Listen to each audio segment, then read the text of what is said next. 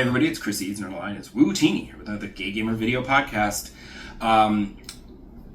This week I actually went to the movies twice, because Memorial Day I had off from work, and I said, you know what, let's go to the movies. It was kind of miserable, so I said, let's go to the movies and see this movie that everybody's been buzzing about called Obsession.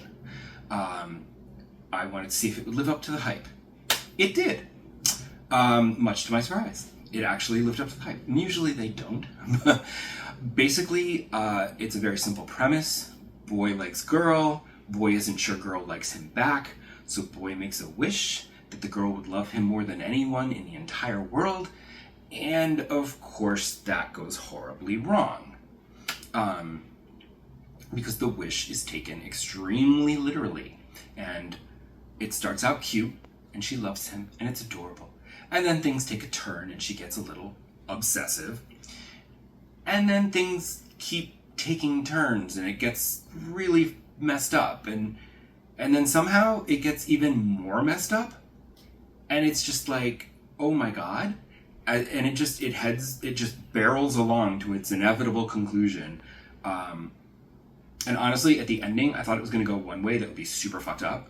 But then it actually went another way, which was even somehow more fucked up. I don't know. It's a disturbing, messed up movie. I will give Michael Johnston credit for, Bear is a piece of shit for what he does to this girl. But in the beginning, he kind of creates this kind of pathetic guy who's like, oh, I like her so much.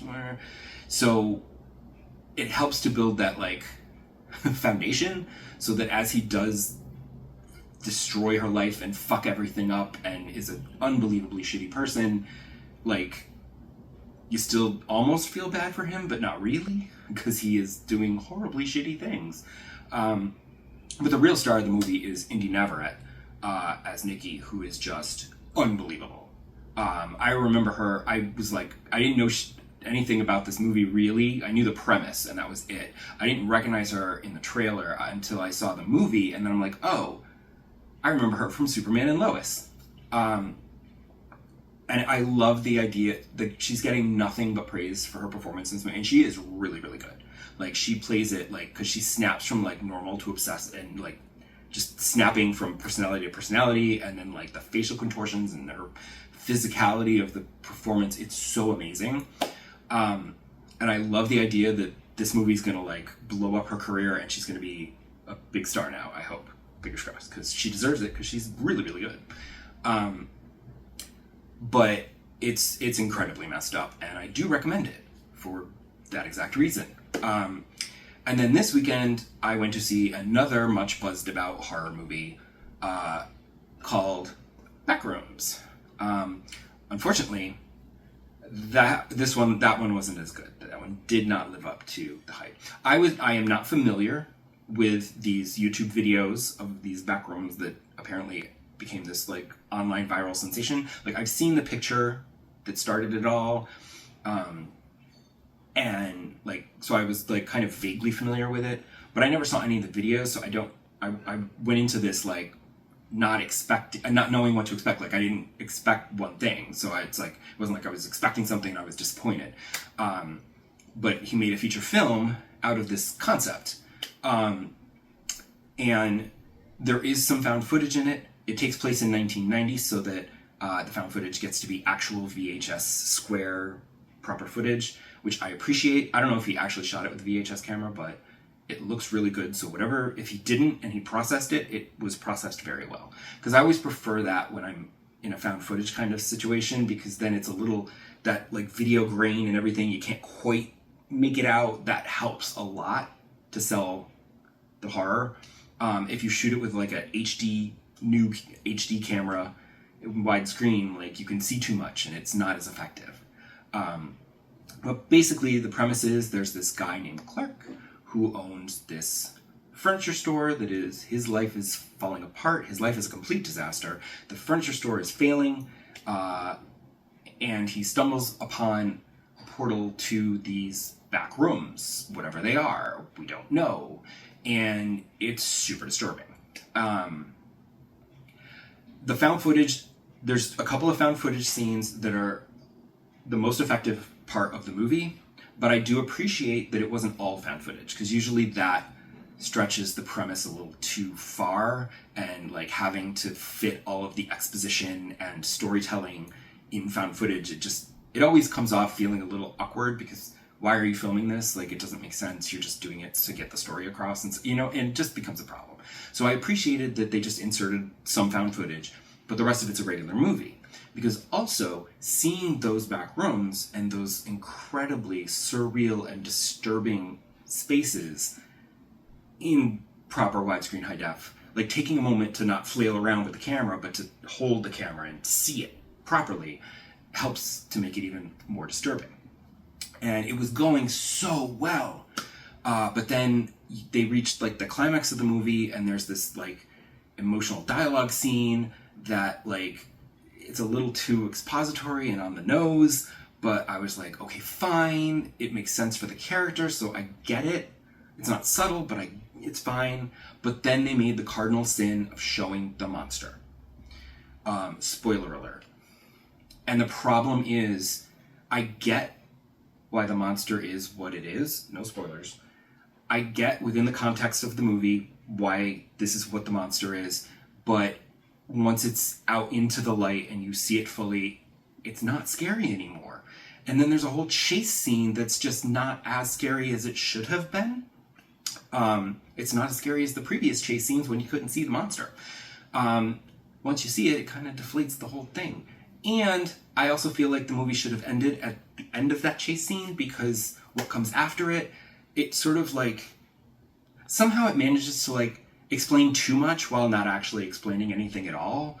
And I know that the writer-director has, well, no, it's just the director, somebody else wrote it. He has this whole, like, he created the original, YouTube videos, and he has a whole storyline set up explaining all of this, and this is going to be just the first of many movies. And I'm just like, I don't really want to know what's going on. I want it to be just super weird and mysterious.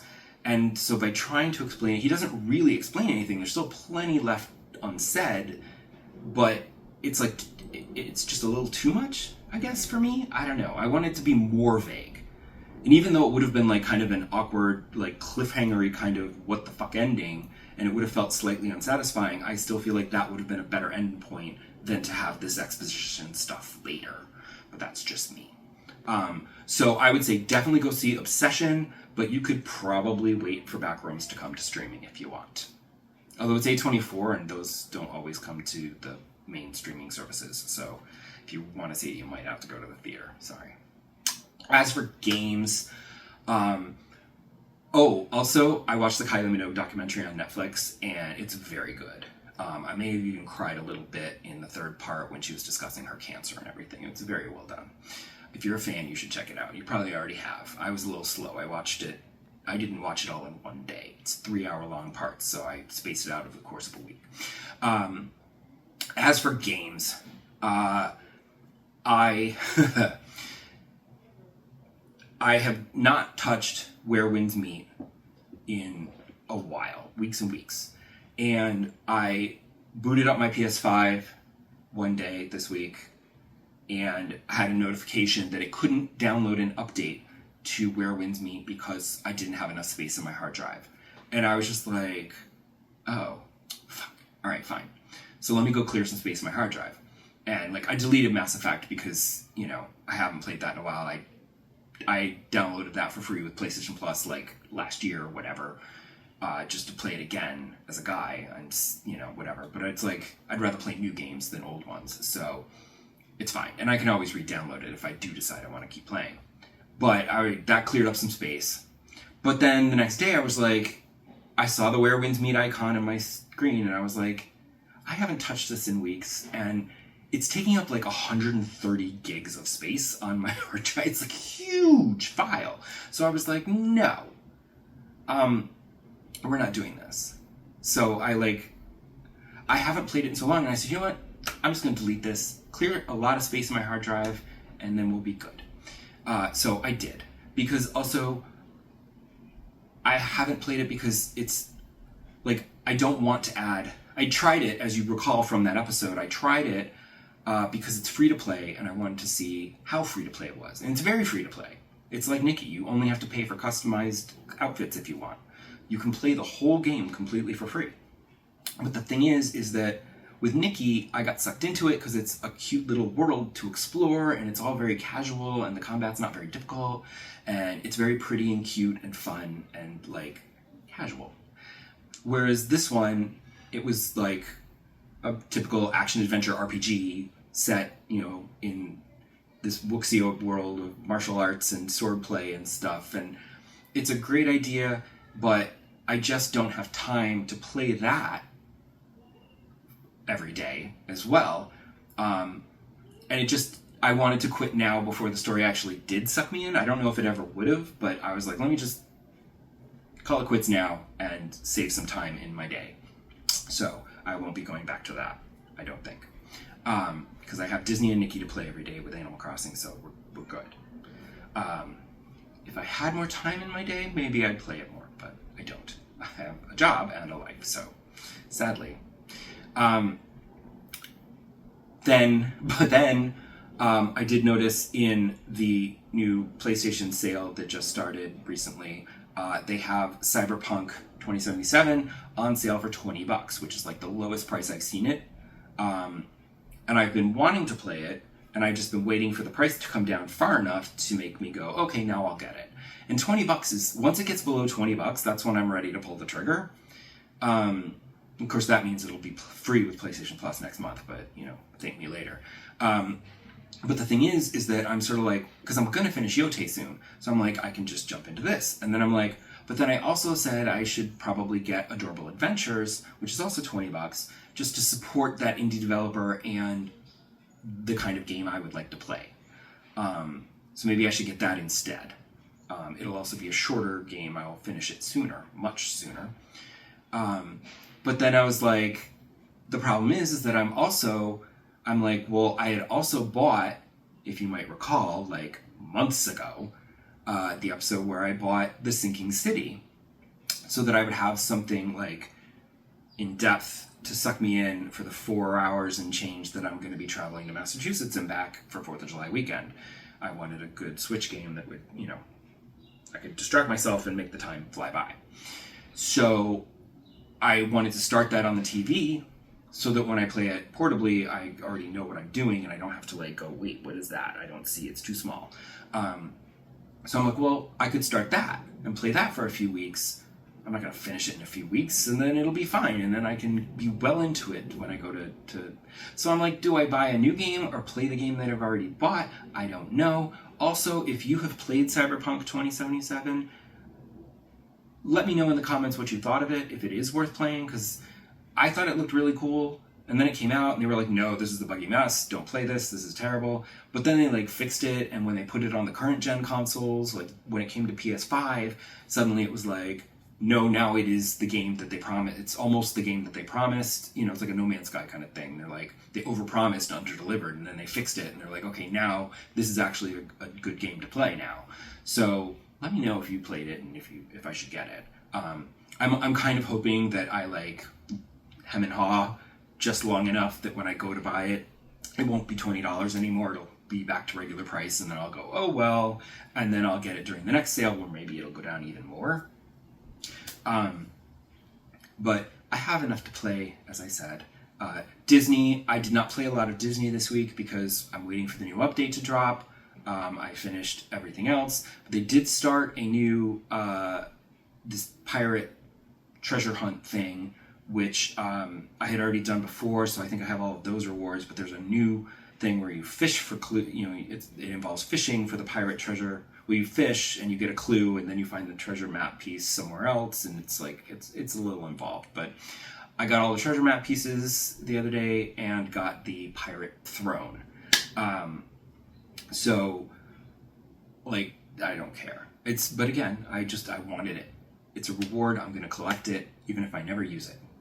And then Nikki. I didn't play a lot of Nikki because I was waiting for the new update. The new update dropped at the end of the week. It's called End of Tide, I think. And It's not a big update with a new world, an area to explore, whatever. You're still in the same area with the Parksolians, and it's just more quests to do in this area. So I'm like, okay, fine. So I'm not like super into it. I'm just, okay, fine. Like if it was a new place to explore, I'd be like, ooh, let's check it out, and I'd get lost in it. But this one, I was like, oh, I've already been around here. I'm just going back to the same places and just doing other things now. But there is, they did put back properly, there's an outfit that you can get if you do the different things that they ask you to do. You can get, the points, and then you can buy the pieces and get this outfit.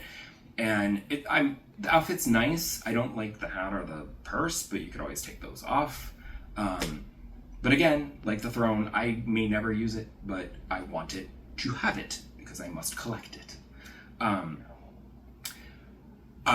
then, like I said, with Yote, I'm really close to the end now. I can feel it. I've been wrapping up various things before doing the final story missions because I want to, collect what I can collect. I found there was a new bounty mission, and I was like, where did that? It just popped up in my map. I was like, where did that come from? So, I was like, okay. So that was random. I thought I had done them all, but apparently not. I don't even remember finding a poster or talking to somebody about it. It just sort of showed up in my quest list, and I was like, okay. So I went, took care of that, and once I did that, I got the trophy for doing all of the bounties, and I was like, okay, so that was the last one done. And then I was exploring around trying to find the places that I missed. I was looking for the Sumai paintings, and there was some places on the map that I saw I hadn't explored. They were all white, so I was like, let me go in these places. And I went in one, and there was a whole shrine that I had never found. But I was like, oh, there's a whole shrine here. All right, let's do this. So I did the whole shrine, climbed to the top, got the reward, and then that's where I unlocked the trophy for the shrines and the bamboo strikes and the hot springs, because as I said in a previous episode, I had done the last hot spring and got the Fundoshi outfit, but didn't get a trophy. It's because they were all bundled together. So I had already done all of the hot springs and bamboo strikes, so when I finally found the final shrine, I was like, oh, there's a shrine. And once I did that, that got me the trophy for all three of those. And then I actually had to look online at an interactive map to see where all of the Sumai paintings were. And then eventually I was like, okay, that one I don't have. There were actually I think 2 or 3 that I didn't have. So I found those. And once I finally found the last one, then I finally got the trophy for doing all of the Sumai paintings. I just wanted to finish that. Also, I like it because, and you go back to the house where Atsu can look at the wall of all of her paintings. They're all over the walls, and it's just lovely. I think it's a nice idea. So, and I wanted to just complete that because I knew I could. Because there are trophies that I won't get. There's the one where you go back up to the top of Mount Yote and fight that guy. And I read online that it's a complete nightmare of a battle that's really hard to win. And I'm just the only thing that you get from winning that battle is the trophy and another weapon kit. You don't get a really awesome weapon that's really good that would be worth trying to get in order to finish the game a little easier. It's just a color of sword. So who cares? So once I saw that there were a few trophies that I was never going to get, I'm like, okay, I'm not going to platinum this game, so that's fine. And it just kind of releases that weight of trying to do everything. I did want to get the fox dens, because I realized I didn't have that trophy, and I'm like, but I did all the fox dens. And I checked a map against my map, and I've done all the fox dens. And then I found some Reddit posts where people were like, this is bugged. They're like, oh, you have to go to the animal sanctuary and talk to that woman. And I was like, I've done that.